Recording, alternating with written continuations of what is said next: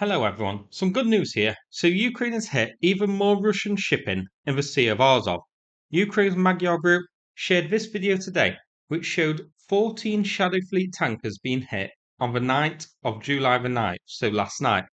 This follows straight on the back of other strikes on the 8th and the 7th. So in total, Ukraine's Magyar Group has hit 35 Russian ships, mainly tankers, but also a ferry and a dry cargo ship and a tugboat in the Sea of Azov and near the Kerch Bridge in just 98 hours. That is really impressive work here by Ukraine and a huge embarrassment for Russia. And the video you can see is excellent as well. So you can see by the HUD here that it's mainly FP1 and FP2 attack drones being used to hit these.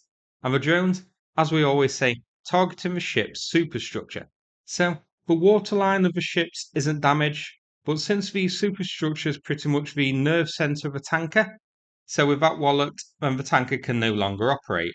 As well as the standard FP1 and FP2 drones, you can also see a purple hooded drone, which I don't recognise. By the way, just for identification, heart-shaped hood is FP2, normal green hood is FP1. I assume the purple heart is a version of the FP2 drone being used as well, or the operators just changed the colour in settings for some reason. Now, as well as the Shadow Fleet tankers being hit on this video, at the end of it, we also see a strike on a Russian tugboat operating near the coast. This one using the X-Wing shaped drone, hitting it on the side. I'm not sure what type of drone the X-Wing is. I saw a few comments online that it's a mid-range strike drone of some sort, but I'm not sure what. Now, I did do a video of yesterday's strikes as well, which was scheduled on the channel. The ones targeting Russian Shadow Fleet ships on the 8th of July. But because of other videos which I did yesterday, such as the Su-35 being ambushed, that got pushed back until today. And much like most of Russia's equipment, that video is now obsolete thanks to Ukraine. So what I'm going to do is just attach that one on the end of this video, so you can see today's strikes and then yesterday's strikes. Personally, I actually like yesterday's video more because many of the drones caught the impacts and the fires more on the ships. I wonder if that's because there were just more drones in the air during yesterday's strikes, or if it's because Russia tried to disperse the tankers more to make it harder for Ukraine to hit them. So there was often not another drone in the air at a time to record the impacts and that sort of thing. If that's the case, then that plan did backfire. Ukraine managed to hit 14 tankers here, which was more than what they did yesterday. Now, in addition to the strikes on Russian shipping, Magyar Group also reported hitting oil depot in Crimea, a Zytel jamming system, communication towers, and more. So, a good night's work by Magyar Group. Now, the campaign against the Shadow Fleet is great. It's been a huge success, and I wonder what Ukraine is going to sink tomorrow. I also wonder, when will the Black Sea Fleet emerge from hiding and try to protect these tankers? Then, as well as Shadow Fleet tankers being decimated, we may see some Navy ships snuff it as well. Now, I'm going to play yesterday's video for you. It covers yesterday's targeting of ships and is definitely worth a watch as well. Thanks very much for watching, and take care everybody.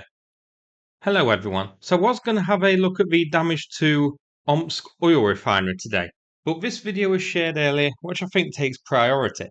So Ukraine has hit even more Russian shipping in the Sea of Azov. This video was shared by Magyar Group, and it shows strikes on 9 more Shadow Fleet tankers of Russia's here. This brings a total to 21 Russian vessels hit in the past 72 hours by Ukraine. That number includes 19 Shadow Fleet tankers, a dry cargo ship, and a ferry, possibly the last remaining ferry operating in the Kerch region.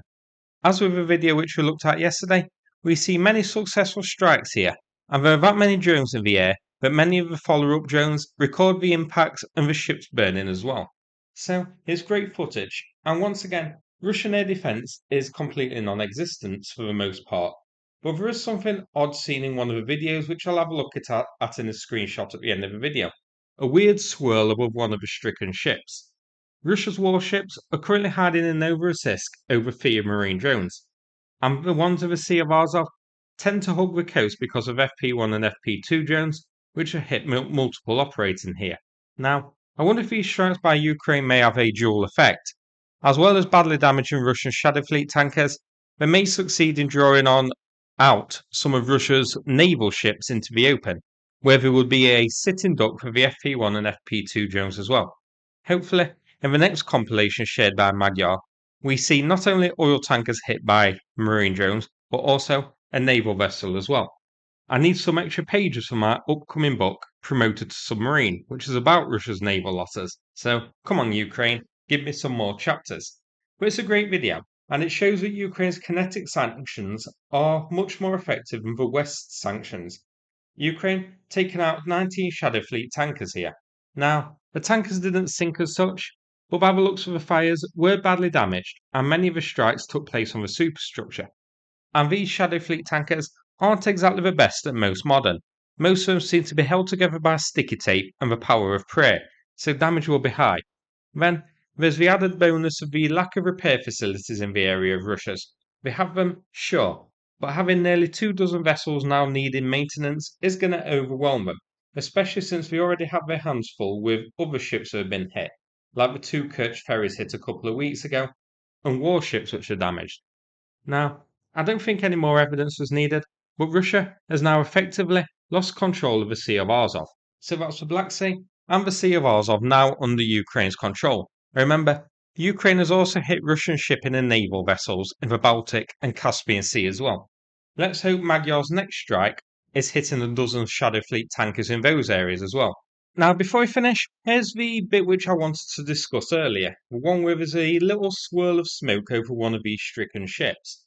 Rather than a screenshot, I'm going to just replay the video with it whilst that occurs.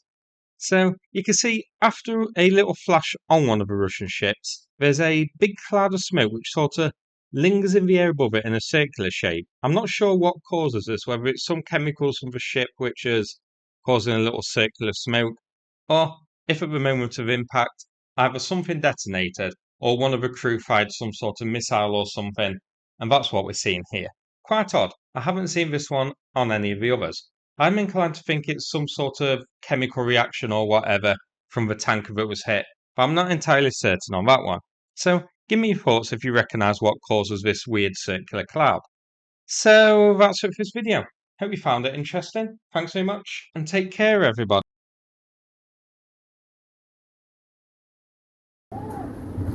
Hello everyone, this is Volunteering Support and Engineering Group. Our printers work without stopping. We need your support again to buy a lot of filaments.